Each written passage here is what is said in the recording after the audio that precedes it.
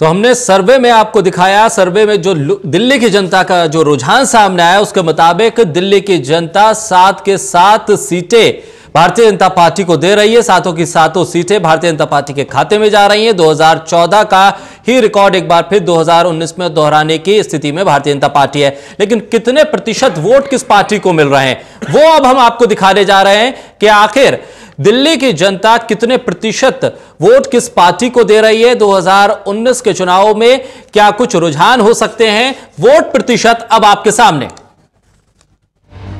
दिल्ली में 47.90% भारतीय जनता पार्टी के खाते में, 24.78% कांग्रेस को और 21.55% आम आदमी पार्टी के खाते में जाते हुए वोट दिखाई दे रहे हैं।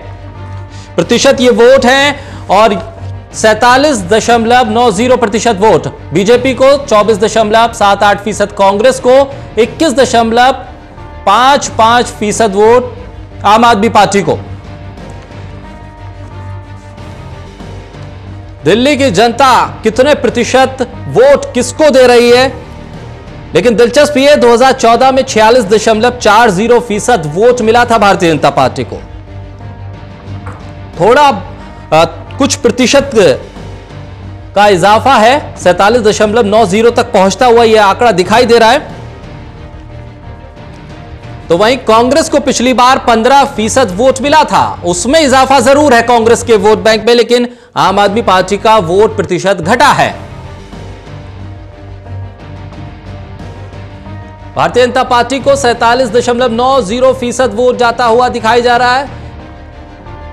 तो वहीं कांग्रेस पार्टी के खाते में 24.78% वोट जाता हुआ दिखाई दे रहा है।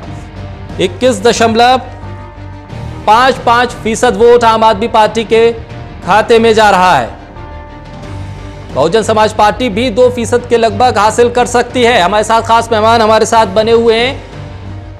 जिस तरह से ये वोट प्रतिशत सामने आया, शंभुनाथ जी क्या कहेंगे, क्योंकि अब हम आप दर्शकों को इसके बाद यह भी दिखाएंगे कि आखिर गठबंधन की स्थिति में सीटों में कितना परिवर्तन होगा, लेकिन ये जो वोट प्रतिशत दिखाई दे रहा है ये क्या कुछ कह रहा है। देखिए, अगर वोट प्रतिशत से जुड़ा जाए जी तो भी बीजेपी का वोट प्रतिशत कांग्रेस और आप पार्टी के टोटल वोट परसेंटेज से ज़्यादा हो रहा है। ठीक, फिर भी यानी बहुत टफ फाइट होगी, इतना आसान नहीं होगा और हो सकता है कुछ कांग्रेस भी मतलब कुछ बीजेपी लूज कर जाए, जैसे अभी तक साथ साथ दिखाई पड़ रही थी। तो इसका मतलब एक तो साफ साफ है कि लोकसभा के स्तर पे अभी भी, यानी लोकसभा के ठीक अगले साल जब विधानसभा चुनाव हुए थे तब जहां बीजेपी को 3 मिली थी और आम आदमी पार्टी को इतनी ज़्यादा 67 सीटें मिल गई थी, वहीं आम आदमी का पार्टी का लोकसभा में वो उसी तरह का वोट बैंक दिखाई पड़ रहा, कम हुआ है लगातार। तो इसका मतलब आम आदमी पार्टी के साथ भी उसका परफॉर्मेंस बहुत लोगों को पसंद नहीं आया है और लोग केंद्र लोकसभा में आम आदमी पार्टी को नहीं देखना चाहते हैं। अब आम आदमी पार्टी समझौते का मतलब है कांग्रेस से जो लगातार बढ़ी है, लगभग 10% के आसपास बढ़ गई, 15% समथिंग था और 24.78% दिखाई पड़ रहा है। तो इसका मतलब कि 10% वोट तो कांग्रेस का यूं ही बढ़ा है और कांग्रेस समझौता करती है तो उसको हरियाणा में भी देना पड़ेगा और पंजाब में भी देना पड़ेगा, जबकि सारे सर्वे बता रहे हैं कि पंजाब में कांग्रेस आज की स्थिति में चुनाव में कम से कम 12 सीटें लेके आएगी। 1 सीट से बीजेपी खाते में अधिक से अधिक जा सकती है, शायद वो भी न जाए। ऐसी स्थिति में कांग्रेस क्यों अपने पैरों पे कुल्हाड़ी मारेगी और समझौते करेगी, क्योंकि ऐसी स्थिति में 7 सीटें भले दिखाई पड़ रही हों लेकिन कांग्रेस की स्थिति कमजोर नहीं है। हो सकता है वो भी 1 आध सीटें जीत जाए, लेकिन आम आदमी पार्टी की स्थिति कमजोर हुई है। इसलिए कहना चाहिए कि आम आदमी पार्टी गठबंधन को लेकर ज्यादा लालायित है बजाय कांग्रेस के। आम आदमी पार्टी को उसमें ज्यादा हित दिखाई पड़ रहा है, उसे लोकसभा में भी लगता है कि हमारा कुछ ना कुछ रिप्रेजेंटेशन बना हो जाएगा और साथ में विधानसभा तो हमारी रहेगी, क्योंकि इस बार मुझे नहीं लगता कि आम आदमी पार्टी को पंजाब में से कोई सीट मिलनी है। अनिल बंसल जी, चर्चा में आपको लूं, आम आदमी पार्टी का जो प्रतिशत घट रहा है वो कांग्रेस को जाता हुआ, वो कांग्रेस को शिफ्ट होता हुआ दिखाई दे रहा है। ऐसे में अगर ये स्थिति रहती है और चुनावों तक उम्मीदवारों के नाम सामने आते हैं तो कांग्रेस के वोट प्रतिशत में तो बढ़ोतरी है, लेकिन सीटों में वो तब्दील नहीं हो पा रही है। देखिए, 2014 से अगर आप कंपेयर करेंगे, उस समय आम आदमी पार्टी के उम्मीदवार बहुत जगह लड़े थे। ठीक है, खुद अरविंद केजरीवाल बनारस लड़ने गए थे और वहां मुकाबला कांग्रेस के साथ था। अरविंद केजरीवाल कांग्रेस के खिलाफ संघर्ष करके अपने एनजीओ से ऊपर आए थे। तो उस समय की स्थिति डिफरेंट थी, तब कांग्रेस के खिलाफ जनादेश था और उसमें भाजपा आगे निकली और ये सेकंड नंबर पर लोकसभा में रहे। बाद में उन्होंने ये दिखाया कि दिल्ली में मैं अच्छी सरकार चला रहा हूं, ईमानदार, आम आदमी, ये सब, तो उसको 67 सीटें मिली। आज स्थिति ये है कि आज कांग्रेस के साथ मुकाबला नहीं है, आज मुकाबला भाजपा के साथ है, मोदी के साथ है। तो दिल्ली में चूंकि पॉपुलैरिटी, जब हम केंद्र सरकार के स्तर पर बात करेंगे, आम आदमी पार्टी इस बार बहुत कम सीटें लोकसभा में लड़ रही है। तो सबको मालूम है जनता को कि अरविंद केजरीवाल प्राइम मिनिस्टर होने नहीं जा रहे हैं। तो ऐसे में वो जो उनका कोर वोट बैंक है, मैं कहूंगा कि लोकसभा में 21-22% लोग भी उनको दे रहे हैं। तो आप इसको इस नजरिए से देखिए कि उनके पास एक सॉलिड वोट बैंक है, जो ये जानते हुए भी कि वो प्राइम मिनिस्टर नहीं बनने जा रहे हैं, वो जीतने नहीं जा रहे हैं लोकसभा चुनाव, तब भी वो 20-21% लोग, 22% लोग उनको मतदान कर रहे हैं। आप उत्तर प्रदेश का चुनाव देखिए, वहां 0% मायावती को सीट मिली, एक भी सीट नहीं मिली, लेकिन 20% वोट उनके साथ इंटैक्ट था। तो ये मानना कि 65% लोग प्रधानमंत्री देखना चाहते हैं मोदी को, तो 65% लोगों ने वोट क्यों नहीं दिया बनारस में? ठीक, तो देखिए ये बिल्कुल अलग चीज है। प्राइम मिनिस्टर की लोकप्रियता पे जब आप करेंगे, सामने कोई है ही नहीं, पर जनता जब वोट देती है तो वहां अपना कास्ट, अपना उम्मीदवार, उसका परफॉर्मेंस, बहुत सारे फैक्टर्स उसके दिमाग में होते हैं। रही बात ये शंभू जी की, मैं इस बात से बिल्कुल सहमत नहीं हूं कि दोनों के वोट भी जोड़ लो तो उससे कम है। मैंने आपको अभी बताया कि कैराना में उनके 42 थे दोनों के 2014 में, जो उपचुनाव में मिलकर लड़े तो 52 हो गए।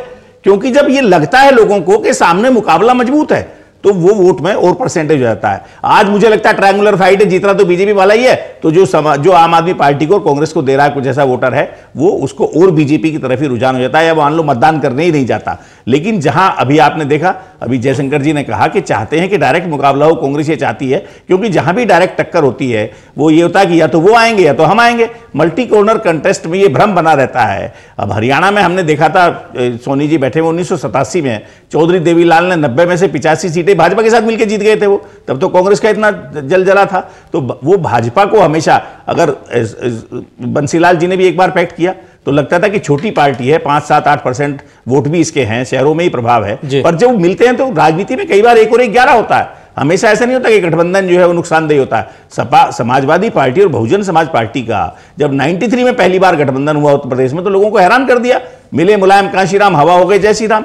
कल्याण सिंह जी कहते थे 300 सीट जीतूंगा, बाबरी मस्जिद ढह गई थी, रह गए 176 पर। तो ये कुछ नहीं पता लगता। जब देखिए मतदान जब करता है मतदाता, मैं ये मानने को तैयार नहीं हूं कि 65% लोग अगर किसी को प्राइम मिनिस्टर चाहते हैं तो 65% लोग उसको वोट करेंगे। ये कभी देश के किसी मतदान क्षेत्र में ऐसा आया ही नहीं आंकड़ा। आप बनारस का पिछला आंकड़ा उठा के देख लीजिए। मतदान बिल्कुल अलग फैक्टर है, गठबंधन का भी उसमें प्रभाव पड़ता है। हम तमाम चीजों को देख चुके हैं। एक माइंडसेट है, मान लो 48% लोग भाजपा को वोट दे रहे हैं, 52% लोग एंटी भाजपा हैं। वो अगर उनको भाजपा को वोट देना ही नहीं है, तो वो अगर 52 एक साथ जुड़ जाएंगे तो 48 लेकर भी हार जाएंगे।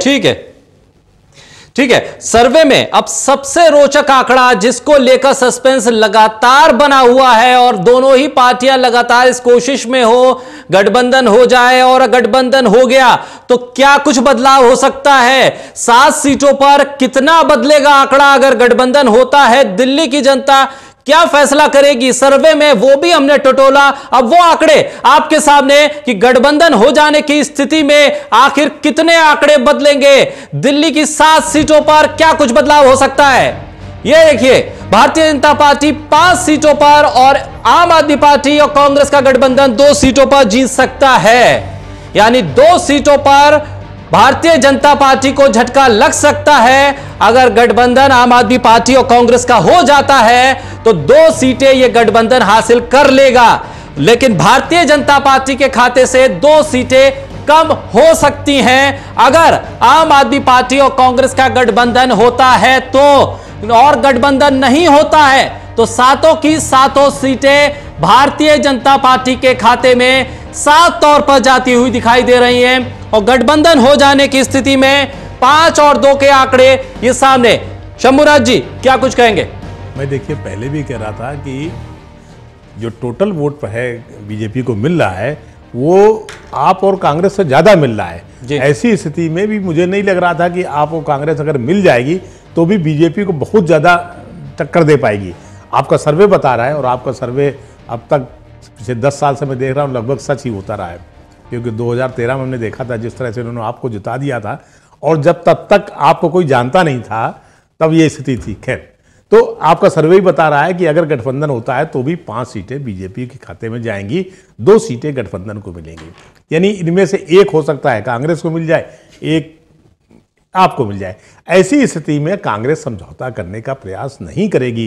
कांग्रेस के जितने भी बड़े नेता हैं, राहुल गांधी एक बार मना कर चुके हैं, उनके दिमाग में ये दरअसल अजय माकन और शीला दीक्षित की लड़ाई है। अजय माकन शीला दीक्षित को दिल्ली से बाहर करना चाहते हैं, इसलिए वो अपने उन्होंने प्रेस्टीज इशू बना लिया है कि नहीं आपसे समझौता करेंगे। लेकिन आपसे समझौता करने में नुकसान किसका हो रहा है? कांग्रेस को ही ज्यादा हो रहा है, कांग्रेस का ही वोट बैंक को खा रही है।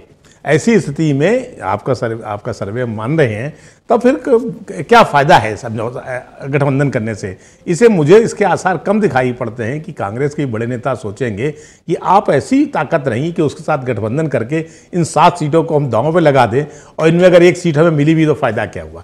और बीजेपी को कोई बहुत धक्का नहीं दे पाएंगे, 5 उसके खाते में फिर भी जाती हुई दिखाई पड़ रही हैं। वीरेंद्र सोनी जी, गठबंधन होने की स्थिति में 2 सीटों पर यह गठबंधन आ सकता है और 5 सीटें फिर भी भारतीय जनता पार्टी के खाते में जा रही हैं।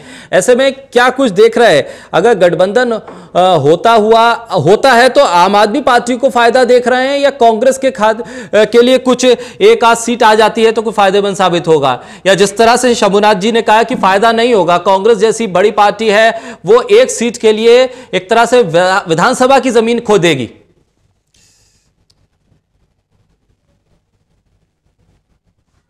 नहीं, बिल्कुल कांग्रेस की तो दुर्गत हो ही रही है। 2 सीटें आने से कांग्रेस को कोई अधिक लाभ नहीं होने वाला। इसके बदले में वो हरियाणा में भी दावा जता रहे हैं, तो उसके मतलब अगर हरियाणा को भी 1 आधी सीट देनी पड़ती है तो कांग्रेस को क्या लाभ होने वाला है? और इसका असर आने वाले मतलब कांग्रेस जैसे एक राष्ट्रीय दल को अरविंद केजरीवाल के साथ समझौता करना पड़े, फिर एक दूसरे को गालियां निकालते थे, उनकी विश्वसनीयता क्या रहेगी? तो कांग्रेस को तो उसका नुकसान होगा ही होगा।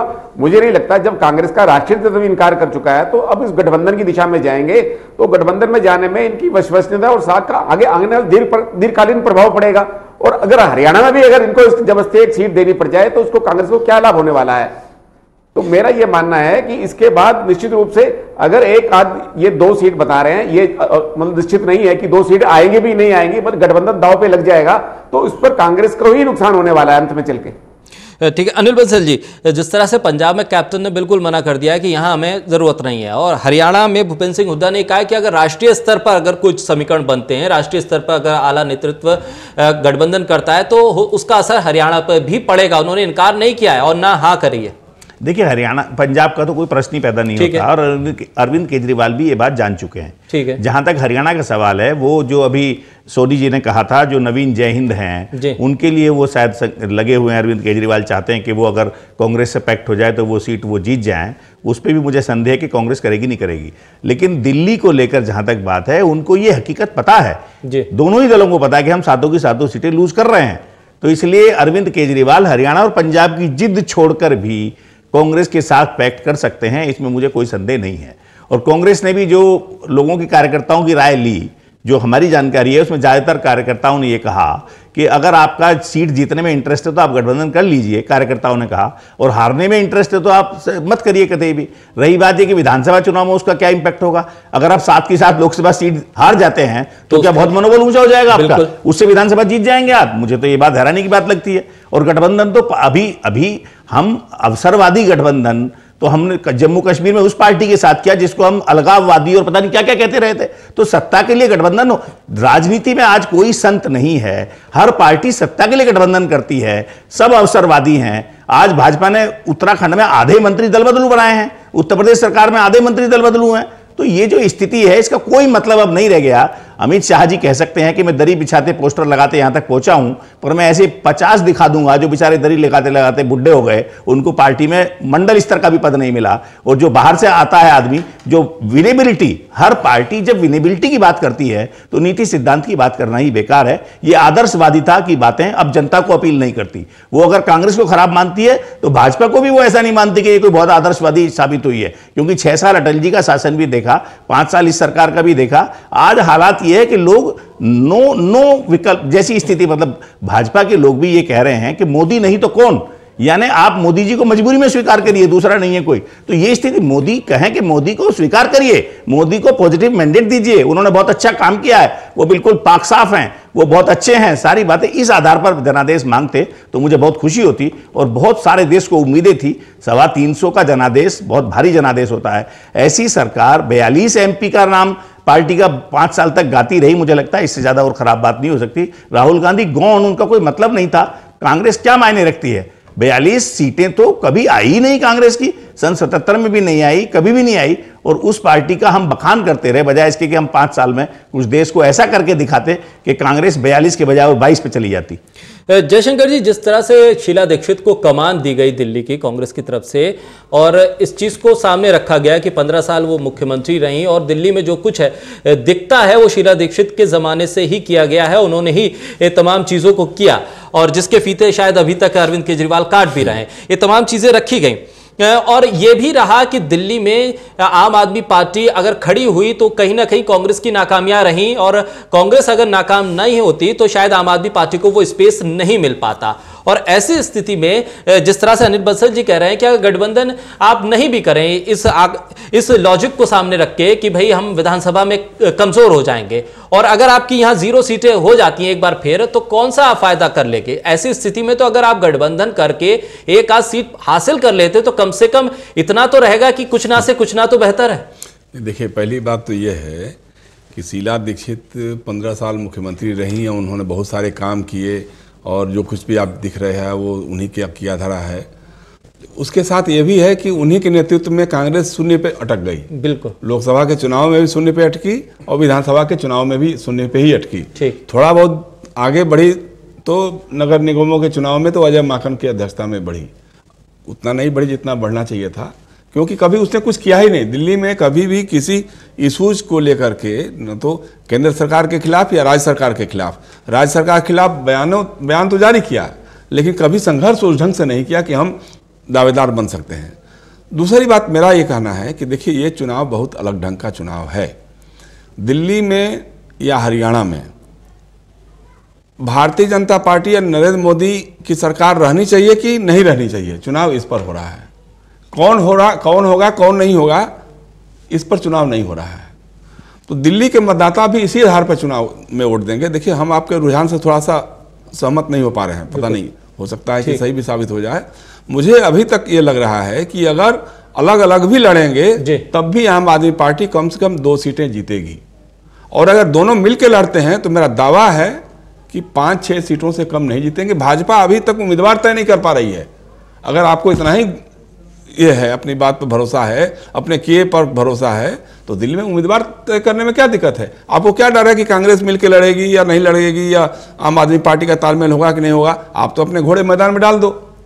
ठीक, आज तक आप नहीं तय कर पा रहे हैं कि मीनाक्षी लेखी को टिकट मिलेगा कि नहीं मिलेगा, उदित राज फिर से उम्मीदवार बनेंगे कि नहीं बनेंगे, डॉक्टर हर्षवर्धन पूर्वी दिल्ली में जाएंगे कि चांदनी चौक से ही लड़ेंगे। तो आपके पास तो अभी तक ये स्थिति है। तो मेरा कहना यही है कि लोग इस पर वोट देंगे। ये चुनाव जनता बनाम भाजपा है, या तो भाजपा का साथ देंगे या भाजपा का विरोध करेंगे। सिंपल सी बात यही है।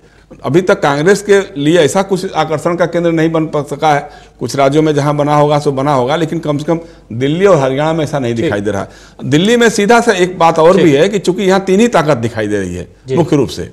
हरियाणा में तो इतना बिखराव, जैसे वो INLD है, चौटाला का परिवार है, उसमें आपस में लड़ाई हो गई, फिर मायावती कभी उनके साथ, कभी इनके साथ, कभी सैनी जी के साथ समझौता करते गई, तो उसका भी खत्म हो चुका है। तो और फिर इसलिए देखिए, वहाँ जितना बिखराव ज़्यादा है उतना बिखराव कम से कम दिल्ली में नहीं है। दिल्ली में क्लियर है। अगर मतदाताओं ने तय कर लिया कि हमको भाजपा को सबक सिखाना है, उन्होंने 5 साल का जो उनका कार्यकाल रहा है उसमें जो कुछ नहीं किया उन्होंने, उसको सजा कर देनी है, तो वो तय कर लेंगे कि कौन उनको हरा सकता है। भाजपा, आम आदमी पार्टी हरा सकती है या कांग्रेस हरा सकती है। अगर कांग्रेस हराएगी तो कांग्रेस के कैंडिडेट को वोट देंगे, और कांग्रेस का कैंडिडेट अगर कमजोर है और लगेगा कि नहीं आम आदमी पार्टी का कैंडिडेट उनको शिकस्त दे सकता है, तो फिर आम आदमी पार्टी का ही सपोर्ट करेंगे, तालमेल हो या ना हो। अगर तालमेल होगा तो फिर उनके लिए तो कोई चॉइस, मतलब कुछ और सोचने की बात ही नहीं होगी। ठीक है, तो खास मेहमानों के साथ ये आप चर्चा देख रहे थे। बड़ा सर्वे था टोटल न्यूज का, सबसे सटीक सर्वे। आप सभी मेहमानों का बहुत शुक्रिया। शंभुनाथ जी आपका बहुत शुक्रिया, जयशंकर जी आपका बहुत शुक्रिया, अनिल बंसल साहब आपका भी बहुत शुक्रिया, और वीरेंद्र सोनी जी आपका भी बहुत शुक्रिया। तो ये सर्वे के रुझान थे, ये कोई फाइनल आंकड़े नहीं थे।